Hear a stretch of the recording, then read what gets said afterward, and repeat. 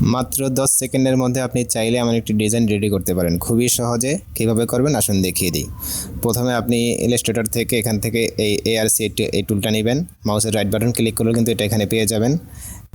প্রথমে আপনি এখান থেকে লাইন টানবেন, মাউসে ক্লিক থাকা অবস্থায় আপনি কিবোর্ড থেকে এই বাটনটা প্রেস করবেন। এবার আপনি আপনার মতো করে ড্রয়িং করুন। তারপর এখান থেকে আমি আরেকটা লাইন নেব। এবার সিলেকশন টুল দিয়ে আমি দুইটাকে একসাথে সিলেক্ট করব।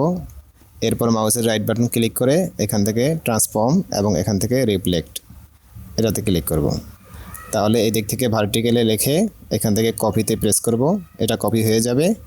এরপর এটাকে টেনে আমি এটার সাথে লাগিয়ে দেব। টানার সময় শিফট বাটন প্রেস করবেন, তাহলে সোজা যাবে। এটার সাথে লাগিয়ে দিলাম। এরপর এটাকে আমি গ্রুপ করে ফেলবো। হ্যাঁ, এটা হালকা হালকা একটু পাতলা দেখা যায়, এটা একটু গাঢ় দেখা যায়। তো এটা ক্লিক করে আপনি চাইলে এখান থেকে একটু স্ট্রোক কালারটা বাড়িয়ে দিতে পারেন, তাহলে এটা মোটা হয়ে যাবে, এবং চাইলে আরেকটু বাড়াতে পারেন।